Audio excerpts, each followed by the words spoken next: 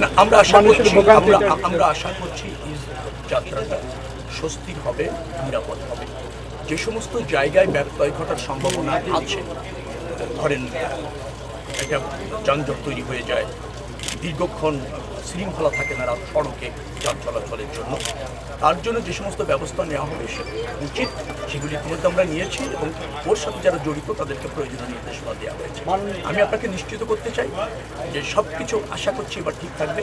গতবার মোটামুটি একটা সুস্থ যাত্রা হয়েছে, এবার তার চেয়ে আরও বেশি মনোযোগী এবং আরও বেশি আপনার তৎপর থাকবে সব সংস্থা, বিশেষ করে ট্রাফিক বিভাগ, তারপর রয়েছে আমাদের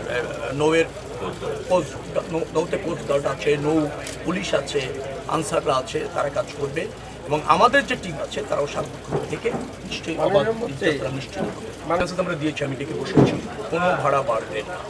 আর যারা এভাবে ভাড়া বাড়ানোর চেষ্টা করবে তাদের বিরুদ্ধে কঠোর ব্যবস্থা নেওয়া হবে। আমরা এ ব্যাপারে আমাদের পরিবেশ মন্ত্রণালয়কে জ্ঞাত করব, পরিবেশ আবার ধরেন আমাদের পানি সম্পদ মন্ত্রণালয়কে জ্ঞাত করব, আর আমাদের জায়গা থেকেও কিছু করণীয় আছে সেগুলি আমরা এই দেখার পরে চিহ্নিত করতে পারবো, চিহ্নিত করে আমাদের মন্ত্রণালয় থেকে যে পদক্ষেপগুলি নেওয়া দরকার ডেফিনেটলি সেটা আমরা যতটুকু পারবো।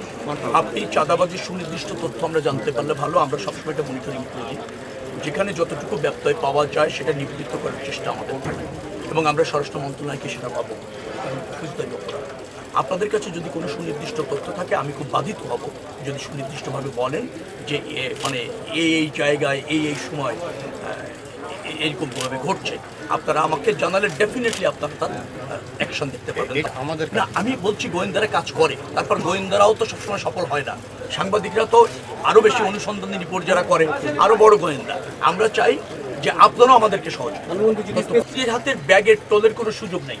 আমরা এবার যেমন সদরঘাটে এই ঈদ যাত্রা উপলক্ষে যেখানে করেছি সেখানে এমনও সিদ্ধান্ত হয়েছে যে এই ধরনের কোনো অপরাধের কোনো সুযোগ নেই, আমরা সার্বক্ষণিক ওখানে মনিটরিং করতে। সেটা সম্ভাবনা কি, এটা তো আপনাকে করতেই হবে।